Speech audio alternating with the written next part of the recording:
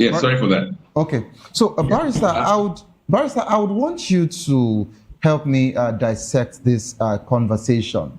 You know, we are now having different routes to this particular, topic or this conversation that we're actually having as regards to the PDP. Previously, a court in Abuja said there shouldn't be any convention. Another court in Ibadan said go ahead with the convention. Now, a federal high court sitting in Ibadan has actually, barred, the National Working Committee, ruled out whatsoever convention that was held, nullified it, and returning someone who another court, which happens to be Anyanwu, another court has actually thrown out back, as a caretaker committee. So, Doctor, legally, I want you to actually, talk about this PDP's conversation. Are they going to scale through? How will this whole situation be balanced legally? Well, I think increasingly the judiciary has been messed up or allowed itself to be modeled and messed up by this regime, because I call it a regime because that's what it really is, the Bola Tinubu regime. In the worst days of the military, the courts still had some element of independence. You could rely on the judiciary to give even judgments that were like not even in line with the military dictates. But the courts in this instance, particularly with matters relating to political issues, have consistently proved to hearken to the wishes or to the desires of the ruling ADC.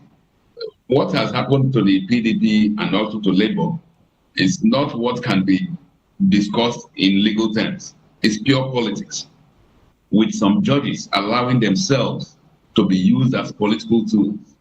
Now, in this instance, where the former chairman of the PDP, Ambassador Damagum, has had to the Turaki Senior Advocate of Nigeria as the chairman, and the courts have ruled that Samuel Anyanwu is not the secretary of the party. The immediate implication of what this latest judge has just said is that the PDP has no leadership. I mean, you begin to wonder, for how long will this last?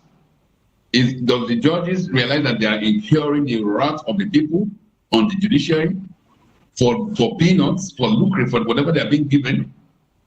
Not too long ago, the Turaki, as chairman of the PDP, requested that certain judges be removed or recused from looking into matters involving the PDP because they have consistently been giving skewed judgments against the PDP.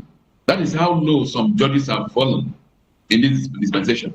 And have you ever wondered why there is no litigation anywhere against the APC, the All Progressive Congress? Even when members of the party sue the APC, the matters are not listed for hearing. They are killed in the registry of the courts. And this same judiciary allows itself to be used to try to muscle or to even extinguish democracy. I think our judges should now begin to reassess, reevaluate themselves. Because what will be said of them when all these things collapse? And I think one of the things we have to do is to, whilst we encourage the PDP to keep on forging ahead, explore all the way to the Supreme Court, it's not as if we have much confidence in the Supreme Court, headed by the current CJ and Keke Record, because of her antecedents, some of which is what we are suffering in Imo State, because she was part of the panel that foisted this Hope Uzodinma as governor of Imo State when he came fourth in the elections.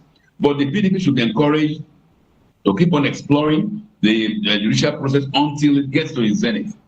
And we only hope that the ADC, the African Democratic Congress, will fortify itself, strengthen itself, and understand how that this is not purely legal matters. I mean, even when you are going to the court for anything, you mobilize the people, mobilize the population. Because if the judges have failed to abide by the laws, by the oath which they swore to uphold, then the people the opposition should also learn how to mobilize people so that when these kind of judgments that are rigged against the people, that are rigged against democracy, is ever churned out, the people will react. Because we have to learn that culture of saying enough is enough. We can't allow some of these shenanigans to destroy this country, because the country is not just for a few people. It belongs to all Nigerians. So when persons, no matter how highly placed, whether you're a judge or the Chief Justice of Nigeria or whatever, or even the Inspector General of Police, when you begin to take actions that are detrimental to Nigeria, that are detrimental to democracy, you should be called out and dealt with. That is just the way forward, because I mean, some of these things are very repulsive, and there should be people taking it are called out and told that they should stop this nonsense. It's neither helping them or helping the country. Because do they want this country to be a one-party state, like it's almost tending to be? And if it's a one-party state, under what kind of leadership? Even if it was a one-party state that was under an altruistic leader, you would say, okay, let us manage. But this is a one-party state under a demagogue, under evil characters, under criminal elements. Is that what we want Nigeria to become? Certainly not.